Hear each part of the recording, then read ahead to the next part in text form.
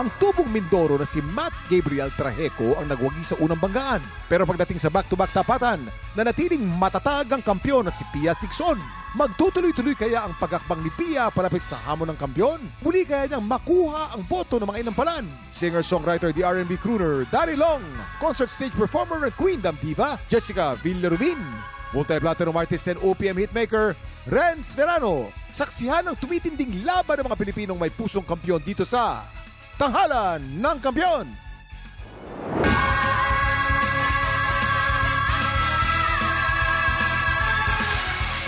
Ayan, pambato ng Cavite laban sa pambato ng Bulacan. Sino ang mas palaban sa kantahan? Simulan na natin ang bakbakan dito sa Tanghalan ng Kampyon. Heto na ang mga magpapasiklaban sa tanghalan. Hazel Baritua at Jerry Haskib de la Cruz. Sila ang sasabak sa unang banggaan. Gusto ko pong matupad ang pangarap ng papa ko. Gusto ko pong i-continue ang pinamana niya sa amin. 10 kami magkakapatid, lahat kami marunong kumanta. Pagka sa bahay kami, training kami ng papa ko, pinagko-contest kami magkakapatid. Pag nanalo, may piso. Sumali ako sa Tanghalan ng Kampyon. Gusto ko pong maging proud ang family ko sa akin. Gusto ko pong ipagpatuloy ang nasimulan po ng papa ko sa aming magkakapatid. At kahit nasa heaven na siya, gusto ko po maging proud po siya sa akin. Ako si Hazel Baritua, 42 years old, from Cavite. Hazel Baritua! Hazel, dito tayo sa Dito tayo, floor. second floor, Miss Hello Hazel. po. Alam mo, mamang, ay naku, magugulat ka. Magugulat ka sa kwento ko. Ano po? Alam mo ba si Hazel ay, ang nag-coach pa sa kanya ay si Miss Pilita Corrales. Ah! Magkakapatid sila. Ikwento mo nga sa amin. Kakagulat paano. nga, Yeah. kapilita yun eh. Opo. Yan. Malit pa lang po kami, when I was 8 years old Galing po. naman. Kami pong magkakapatid po. And then si Kuya Moy Ortiz po, hello po. Siya po yung nagturo po sa amin nung bata po. Kamusta kami. naman maging coach ang isang Miss Pilita Corales? Napaka sobrang bait po niya. Ay, oo. Sobrang bait Galing po. naman. Okay, maraming salamat. Ito, ano kaya masasabi natin Yes. mga inampalan? Gusto ko yung dynamics, yung paano ka may mga parts na malambing and then may parts na medyo bibitawan mo. Yung shifting din ng falsetto, okay din po. Siguro, ang medyo napansin ko lang po is yung sa diction and yung medyo gigil lang masyado sa ibang parts. Siguro masyado kayo na-excite magbalik. So, yes. So, yun lang. Siguro, try to enjoy lang yung performance. Doon din sa parts na yung falsetto na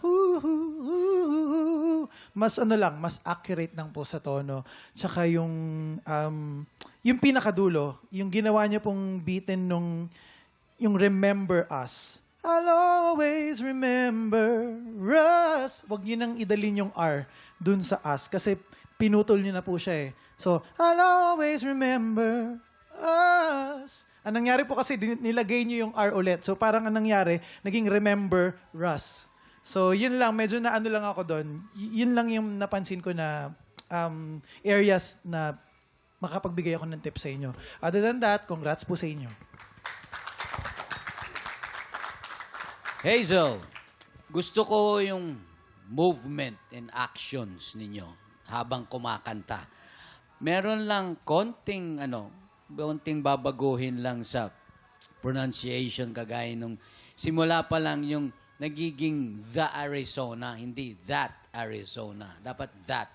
Tapos, shifting nung fades dun sa bandang dulo, yung parang nag-yodel kayo, medyo lang ng konti. Mas eksakto pa. Wala na akong ibang napansin. Yun lang. Maraming salamat. Ito na alamin natin ang stars na ibibigay sa nating mga inampalan. Hazel, ito ang stars ko for you.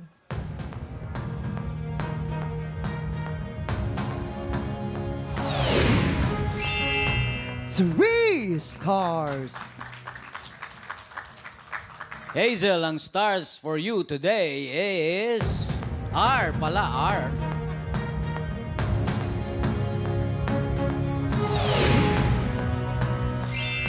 Three stars.